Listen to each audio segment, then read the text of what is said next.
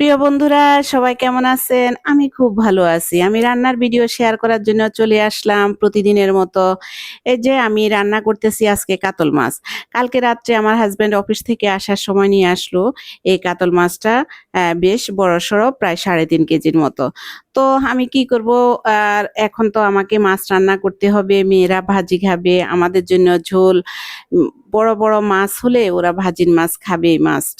তো ভাজিও করে নিলাম, আবার মাছের ঝোলও করে নিলাম। একদম পাতলা ঝোল, কাঁচামরিচ দিয়ে পাতলা ঝোল করেছি। অনেক ইয়াম্মি হয়েছে। পুরো মাছের রান্নাটা আমি দেখাই নাই।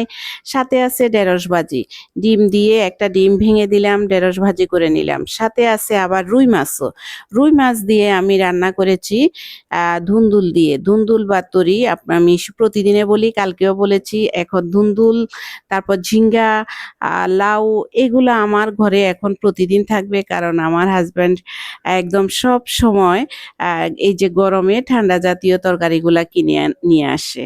তো এখন আমি ধুন্দুল দিয়ে মাছ রান্না করতেছি, সেটাও শেয়ার করলাম। সকালবেলা প্রায় কয়েক পদে রান্না করতে হলো আজকে। আজকে আমার মেয়ের পরীক্ষা ছিল। সবাই আমার মেয়ের জন্য আশীর্বাদ করবেন। মেয়ে পরীক্ষার হলে মনটা অনেক চিন্তা হইতেছে মনে। মাথায় অনেক টেনশন, মেয়ে কেমন পরীক্ষা দিচ্ছে। তো সেটা নিয়ে অনেক চিন্তা করতেছি আর ভয়েসটা দিতেছি। প্লিজ আপনারা সবাই আমার মেয়ের জন্য আশীর্বাদ করবেন, দোয়া করবেন, যে যেখান থেকে আছেন, যে যেভাবে আছেন। আমার মেয়ের পরীক্ষা যাতে খুব ভালো হয়। ফাইনাল পরীক্ষা চলতেছে আমার মেয়ের।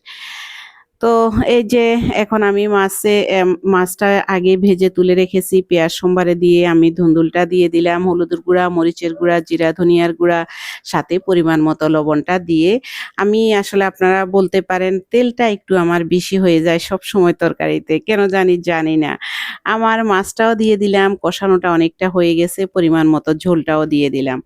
দিয়ে আমি ভালোভাবে কষিয়ে, এই যে পরিমাণ মতো ঝোল দিয়ে আমি এখন ঢেকে দিব। ঢেকে দেওয়ার পর আজকে ধনিয়া পাতা নাই। ধনিয়া পাতা ছাড়াই আমার রান্না করতে হবে। কাঁচামরিচটা দিয়ে দিব। তো এই যে তরকারির কালারটা খুব সুন্দর আসছে না? আমার তরকারিটা অনেকটা হয়ে গেছে। নামিয়ে নিব ঝোলটা কমে গেলে। আপনারা সবাই আমার ভিডিও দেখবেন, লাইক কমেন্টস করবেন, সাথে থাকবেন। আমি সবসময় আপনাদের কাছে রিকোয়েস্ট করি আমার ভিডিওগুলো আপনারা সবাই দেখবেন।